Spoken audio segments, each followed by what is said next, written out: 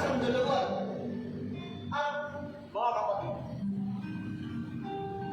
ang watawat na nalagdag sa inyong harapan ay siyang watawat ng ating bansa, ang Pilipinas. Kumakatawan ito sa isang bayang nagkakaisa na sa bawat himaymay ay may angkop na hugis ng kabuuan. Isang panlográficong sakop ng mga lupain na walang kabawasan. Isang republika demokratiko, malaya at may kasarinlan. Ito ay siyang sagisag ng pambansang kalayaan na nagsasalarawan ng lahat ng kaakit-akit at dinadakila sa buhay ng mga Pilipino. Hinubog ng matipunong kamay ng panahon, binigyang buhay ng isang mapagmahal sa kalayaang mamamayan at inakay ng mapagpalang diwa sa luklukan ng mga bansa. Naging pamalatandaan ito ng ating pagmamana at nabubuhay na sagisag ng ating mga karapatan nang tayo ay silang. Sa kanyang pangalan, itinalaga ng kasaysayan ang pagkakatatag at pagkakatuklas ng isang bansa.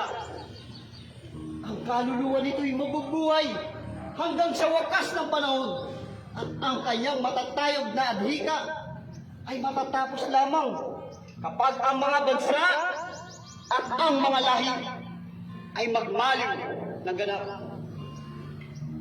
Ang araw ay nangangahulugan ng kawalang hanggang buhay ng ating bansa at sa gisag ng palagi ang liwanag na pumapatnubay sa kapalaran ng ating lahi. Ang walong sasama, Batangas, Laguna, Cavite, Maynila, Bulacan, Nueva Ecija, Tarlac, at Pampanga. Tinutukoy ng tatlong mga bituin ng tatlong malalaking buo, Luzon, Visayas at Mindanao, ay pinagkaloob sa atin ng kalikasan ayon sa kalooban ng buong may kapal. Ang puting tatsulok ay nagsasaad sa ating mapayapa, mag-iyong na hangarin. Kaya hindi na matayog na panuntunan at hangarin. At ang bugaw ng kalawakan ay nagpapakilala ng ating pag-ibig sa inang bayan. At kaya hindi na matayog na panuntunan at hangarin. At ang mapalad na ating kulang, papahayag ng ating walang kumpay na kakayahan na nagpapanatili sa atin ng isang bahagi sa kalawakan ng kalangitan. Sa kabuuan, ang tatsulok, ang araw, sa ilalim at patnubay ng pagiging ama ng Diyos. Tulad ng pinangarap ng ating mga ninuno, naway pumailan lang ito sa ibabaw ng mga lupain na maligayang mamamayan sa panghabang panahon. Halin ang ating matawat, pumamagayway, isang sagisag na pambihirang ganda, mga bayang kahulugan. Ang palagi ang ulirang pananglaw ng ating mamamayan sa isang mapayapa, nagsasarili at malayang pamumuhay. Magbugay kayo dito!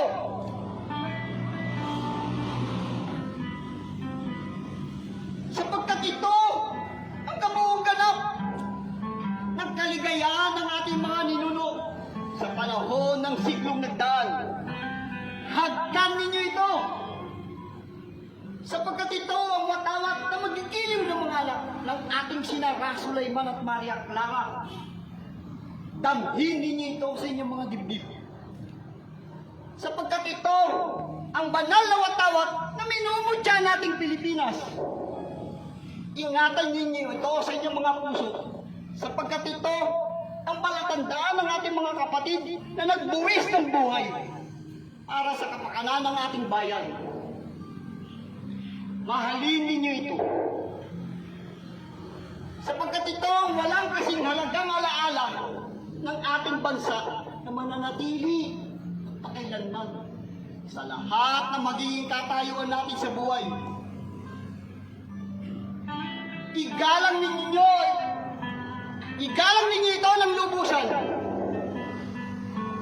Sapagkat ito nabubuhay sa katauhan ng diwa ng lupang ating sinilangan.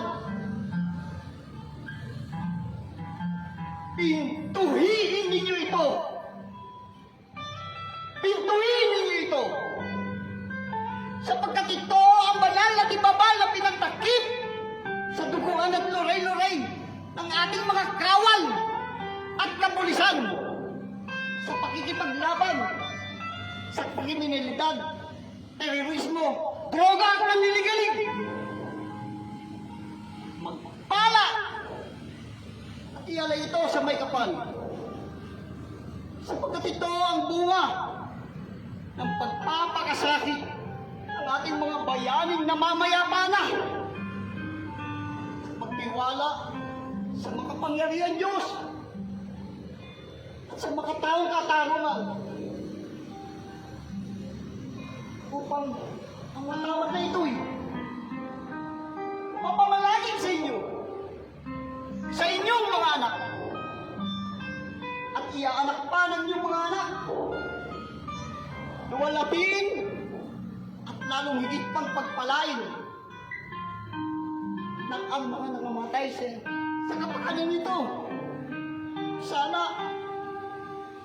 Sana'y hindi nangamatay ng walang kabuluhan.